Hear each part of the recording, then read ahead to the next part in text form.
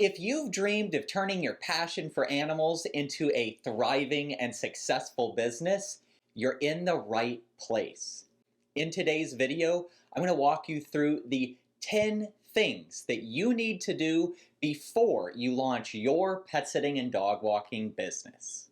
With pet ownership at an all-time high and pet parents spending more than ever on their pets, there has never been a better time to launch your business. We'll start with talking about some of the research and planning and the preliminary work that you may need to do, and then we'll talk some about marketing and scaling your pet sitting and dog walking business.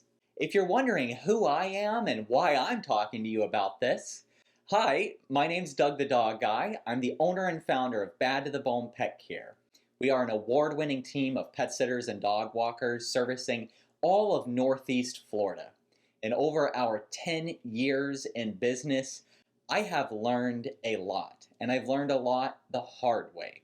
And I make these videos here on the Time to Pet channel and on my Doug the Dog Guy channel to help you guys succeed without making some of the same mistakes that I made. So with that, we'll jump right into how to start your pet sitting and dog walking business in 2025 right after you hit that subscribe button. If you're a reader and would like to have what I'm covering in today's video in writing, you can head on over to the Time to Pet blog and pull up the How to Start a Dog Walking Business article.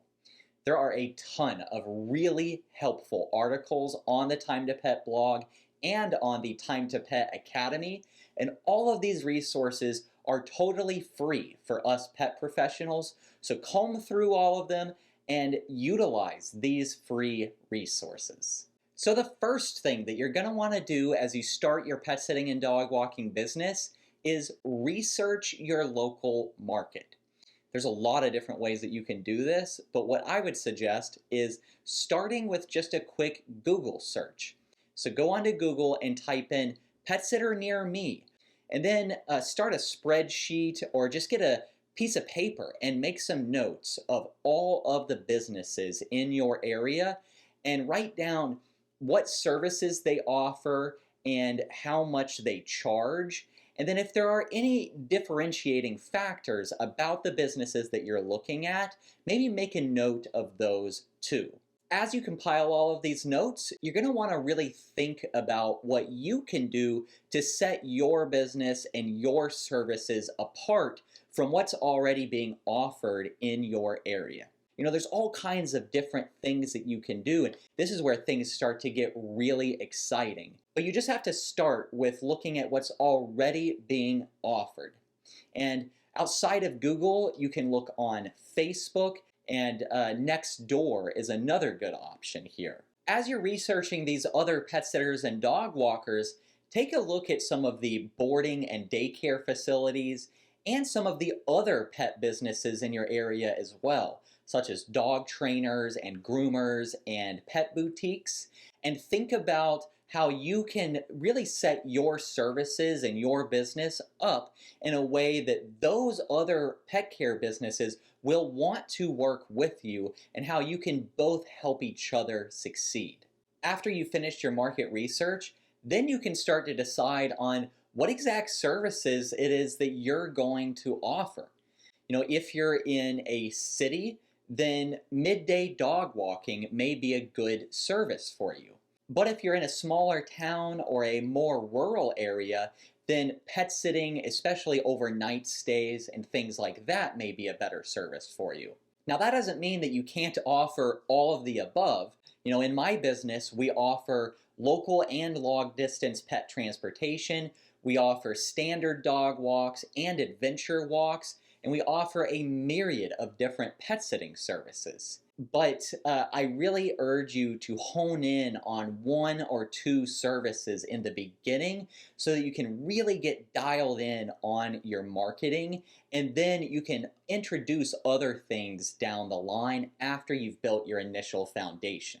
After you've done that market research and you've started to make some notes about the exact services that you want to offer, and your wheels are turning about how you can make yourself stand out, now it's time to actually start writing your business plan.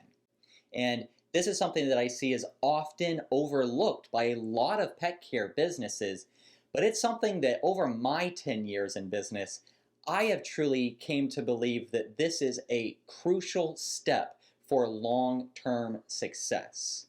And it doesn't have to be a perfectly formatted business plan. Don't overthink it. You can literally write this with crayon on a napkin if that's how you want to do it. But you just have to know what your business stands for and what your overall mission is outside of just the services that you're offering. And you need to think about what type of client you really want to work with and what pain point your services are going to be solving for that type of client. And then you're also going to want to outline kind of your future goals and reverse engineer those goals into actionable steps. That's really the goal of this business plan here. And if you'd like to hear some more about that, I do have a full extensive video over on my Doug the Dog Guy YouTube channel highlighting everything you need to know about how to write your business plan. We will link that video down in the description below. Part of your business planning process will be choosing your business name. And that's where some of that market research that you did earlier will start to come into play here, because a lot of the cliche, cutesy names have already been taken. So you're going to want to look at the names of the other businesses in your state. You can go to the Division of Corporations website for your state to really dig into that some more and just make sure that the name that you're wanting to use is not already taken, and really make sure that it's something that will appeal to the type of families that you're trying to attract in your local area. After you've chosen your business name, the fourth step for you here is to become legal. Now, you're already on that Division of Corporations website, so while you're there, you can go ahead and register with your state as an LLC. Now, you can also be a DBA, and there's some other options there, but I would highly urge you to become an LLC because of some of the legal protections that your business will get because of that classification. After the state approves your legal paperwork, then you're going to want to get insurance. Liability insurance is something that absolutely cannot be overlooked as pet care professionals. We are working with animals, and anything can happen at any time, and you have to make sure that you and your clients are fully protected. And once again, I have also made a video covering insurance extensively, and that is here on the Time to Pet YouTube channel. As you're becoming a legal business and getting your liability insurance, you may want to look at some of the other certifications and trainings that you can get as well. I highly urge everyone to at least get a pet first aid and CPR certification. You can also become a fully certified professional pet sitter through Pet Sitters International or through the National Association of Professional Pet Sitters. As you're looking at these different trainings and certifications and everything, you're going to again want to think about what these other local businesses have and how they're utilizing those certifications in their marketing. Now, don't get overwhelmed here. You don't need to do every training and every certification right away, but I would at least pick one to start with to really show your clients and potential clients that you mean business and that you are a true professional. And then you can add on some of these other certifications and other trainings as you go. Now that you're a legal business and you have your liability insurance and you're starting some of these trainings, the fifth step to starting your pet sitting and dog walking business is to start building your brand. And to me, this is one of the most fun parts because we can really think about how we want people to perceive our business. And we can really think about the emotions that we want people to feel when they see our logo and see our colors. And we can really start to make all of this fit together in a really beautiful way. Your mission statement that you wrote in your business planning process should really fit right along with the type of client that you're trying to go after. And then the colors and fonts that you use in your brand patterns should really fit along with all of that. And it just really starts to become this big, beautiful painting that is your business.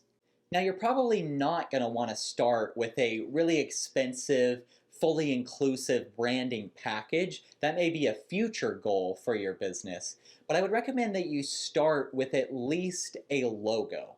You can get a pretty simple logo done fairly affordably on websites like Fiverr and Upwork to get you started.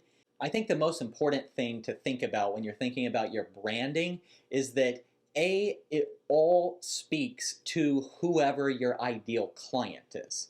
So if you're specifically trying to attract, wealthy older people that need a pet sitter a few times a year, everything that you use to attract that kind of client may look different than the business that's trying to attract, younger working professionals that need a midday dog walker.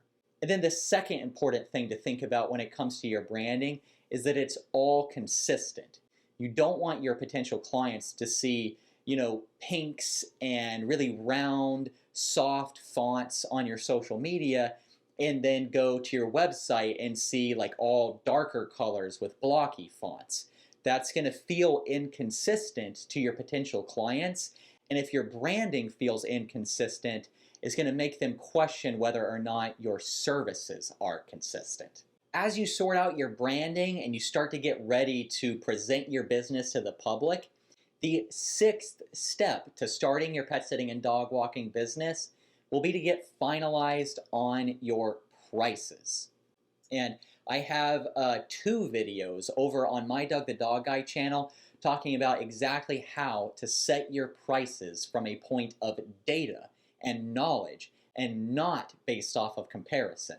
So you can go watch those videos later, but what I will quickly say here is that you will want those prices that you wrote down earlier during the market research phase just to make sure that you're at least in the ballpark of what the other businesses are charging. But again, you don't want your prices to be fully based off of comparison. You really need to know what your business expenses are and then break those expenses down on a per visit basis. Now, if you're a newer pet sitter, that's going to be based off of projections. So the numbers may not be fully accurate at the beginning, but as you go, you'll be able to get accurate numbers. So just don't worry about that too much. Work with what you've got, and you'll get more and more accurate on this as you move forward. And I do have a full video here on the Time to Pet YouTube channel breaking down the exact startup cost for new pet sitting and dog walking businesses. But outside of your operating expenses, you're also going to want to really think about your skill set and how much your own personal time is worth. So just don't be afraid to charge what you're worth. I think the worst thing that we can do with pricing is to charge really low prices just to get some clients in the door, and then we end up getting burnt out because we're working for so little money. Okay, so at this point, you have researched your local market, you have decided what kind of services you're going to offer, then you have written your business plan, you became a legal business and got liability insurance, and then you started building your brand and you got a logo made, and then you set your prices, and now the 7th step is going to be to start presenting your business to the public, and that starts with getting a website made or making one yourself and social media. So you're going to want to make an Instagram page and a Facebook page for your business and start posting regularly, showing how you operate, what kind of services you offer, and why they should trust you with their pets and not someone else. And the website, I think, is very important here because when people Google pet sitter near me or dog walker in my town, having a website that will show up in those searches is what's going to make you look like a legitimate and professional business. And as your business continues to grow and you start to get more and more organized and professional about all of this, you're going to want to utilize that website for a lot of other things as well, such as new client onboarding. You can have an application on there for people to apply to work with you. It really turns into a very important aspect of your business as you grow more and more. And with this website and this social media presence, you're going to want to make a Google business profile. That's what actually shows up on Google Maps, and that's how you can start to get Google reviews. And Google reviews are really essential to, again, showing up in those Google searches and showing potential clients that you can be trusted. Now that you're starting to publicly present your business to the world and you're starting to have some clients trickle in, you're going to need a way for these people to schedule you and to pay you, and you're going to need an organized way to keep track of all of their notes and instructions. And you're going to need a way to prove to these clients that you were there at the right time, you stayed for the right amount of time, you walked the proper path with their dogs, and that's where Time to Pet comes in. Time to Pet is a really awesome software for pet sitters, dog walkers, and doggy daycares and boarding businesses. And this software includes all of the functions that I just talked about and more. And I'm not just saying this because I'm making this video for the Time to Pet YouTube channel. I'm saying this and I'm making this video for their channel because I have used the Time to Pet platform for my own business for over 6 years now. And I have over 30 employees. We regularly work with over 1,000 families around the Northeast Florida region. And I can tell you that that would not be possible without Time to Pet. Time to Pet gives me the ability to really manage and monitor all of my team and all of our clients every day.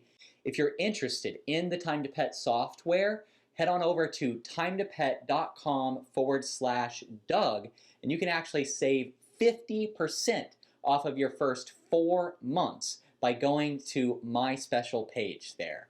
Again, that is timetopet.com/Doug to save 50% off of your first 4 months. Now that you have a platform to keep yourself and your clients organized, the next thing that you're going to want to do is really focus on building trust with those first initial clients and making sure that that trust really continues into the future with everything that you do. And again, this comes with having your liability insurance, having proper training and certifications, having this platform that times you and tracks your GPS and all of that good stuff. But there's more to it than just that.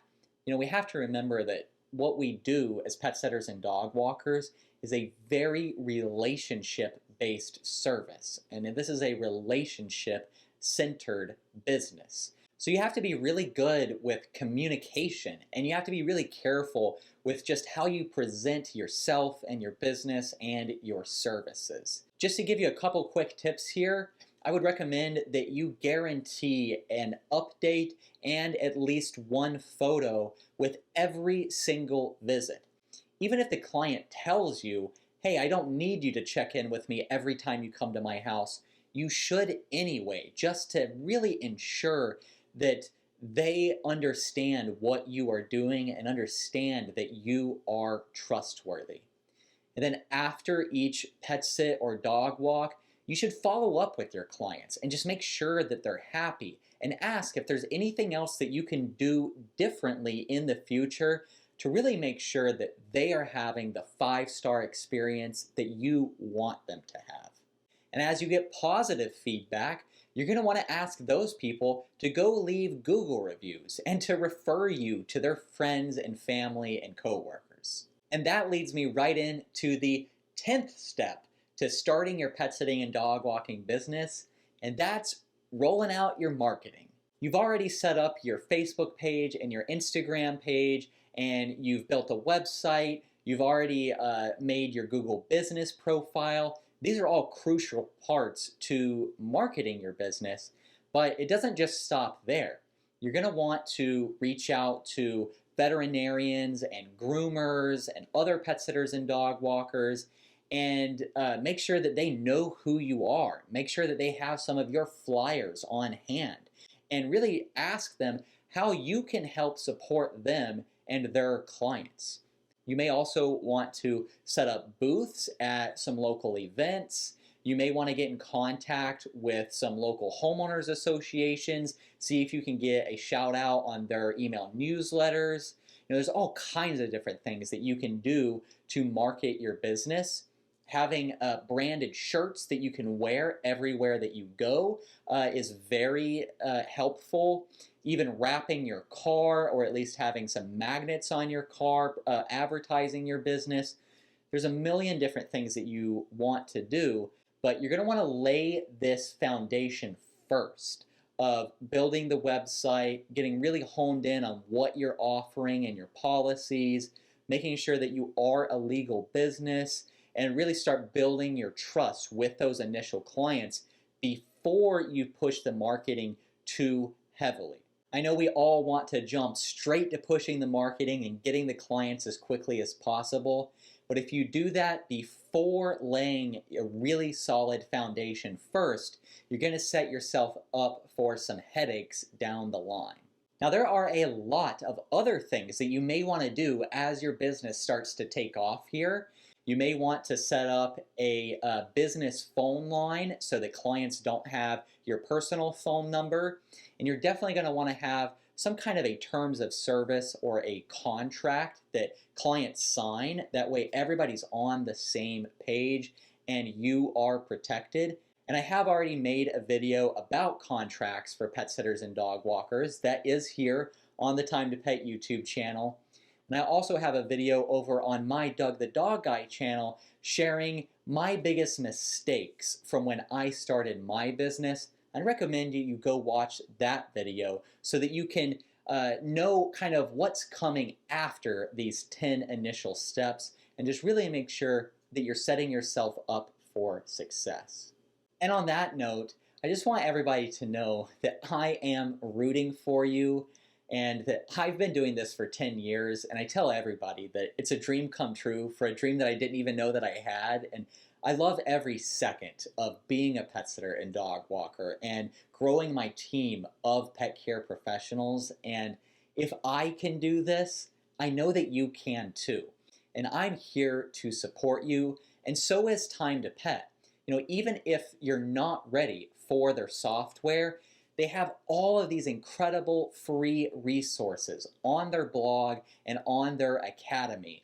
So please go check out their resources. Go check out the other videos that are here on the Time to Pet YouTube channel and on my YouTube channel, and utilize as many of these free resources as you can. We are here to support you, and we believe in you. And with that, I'm Doug the Dog Guy, reminding you to stay positive.